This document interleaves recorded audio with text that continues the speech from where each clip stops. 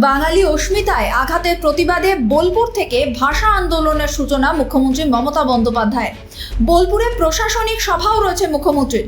21শে জুলাইয়ের মঞ্চ থেকে ভাষা আন্দোলনের ডাক দিয়ে দিয়েছিলেন মমতা বন্দ্যোপাধ্যায়। বছর ঘুরলেই বাংলার বিধানসভা নির্বাচন, এবারের ভোটে তৃণমূলের হাতিয়ার বাংলা অস্মিতার ওপর আঘাত। এবার সেই অস্ত্রেই শান্তিতে পথে নামলেন মুখ্যমন্ত্রী মমতা বন্দ্যোপাধ্যায়। তীব্র কটাক্ষ করল বিজেপি শাসিত রাজ্যে বাঙালিদের ওপর অত্যাচারের সমস্ত ভিডিও ফেক, বিস্ফোরক দাবি বিজেপির।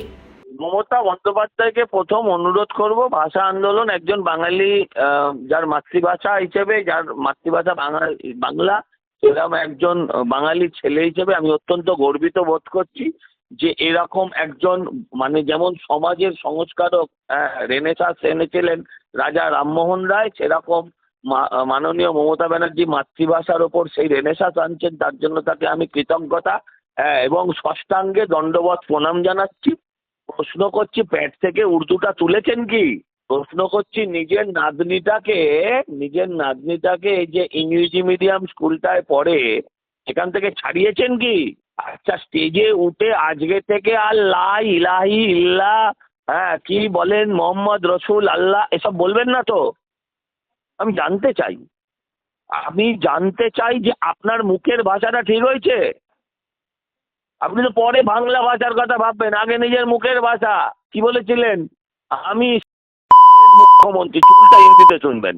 বিজেপি শাসিত রাজ্যে বাঙালিদের ওপর অত্যাচারের ঘটনা সর্বাংশে সত্যি। সজল ঘোষকে এক হাত নিলেন বাংলা পক্ষের চেয়ারম্যান গর্গ চট্টোপাধ্যায়। কে বিজেপি নেতা, কে তৃণমূল নেতা, সে কি বলছে, এটা তো এর সঙ্গে যে দেবাশিস দাসকে চুচড়োর তাকে উড়িষ্যায় পেটানো হলো, আমির শেখকে সে মালদার তাকে জেসিবি করে ছুঁড়ে ফেলা হলো, বাংলাদেশে সুজন সরকার তাকে পেটানো হলো, আরতি ঘোষকে এনআরসি নোটিশ ধরানো হলো, এর সঙ্গে বিজেপি তৃণমূল কে সজল ঘোষ, তা দিয়ে কি হবে?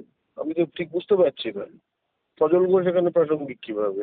পশ্চিমবঙ্গের বাইরে বাঙালি মার খাচ্ছে, পশ্চিমবঙ্গের যারা ভারতীয় নাগরিক, অথচ পশ্চিমবঙ্গে 2 কোটি বিহারি সহ 3 কোটির বেশি ইউপি, বিহার, রাজস্থান, ঝাড়খণ্ড, উড়িষ্যা মিলে আমাদের এখানে বসে করে কমে খাচ্ছে। মমতা বন্দ্যোপাধ্যায় উনি মুখ্যমন্ত্রী হিসেবে ওনার উচিত অবিলম্বে ভূমিপুত্র সংরক্ষণ আইন চালু করা, যাতে পশ্চিমবঙ্গে যে কোটি কোটি কাজ রয়েছে, যে কোটি কোটি কাজগুলো কোটি কোটি ইউপি, বিহার, ঝাড়খণ্ড, রাজস্থান, উড়িষ্যার লোক করছে, সেগুলি বাংলার বাইরে থাকা পশ্চিমবঙ্গের যে লাখ লাখ বাঙালি তারা পায়।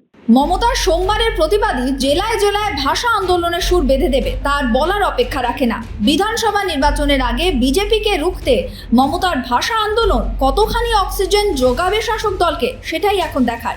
Bureau report, sky news Bangla.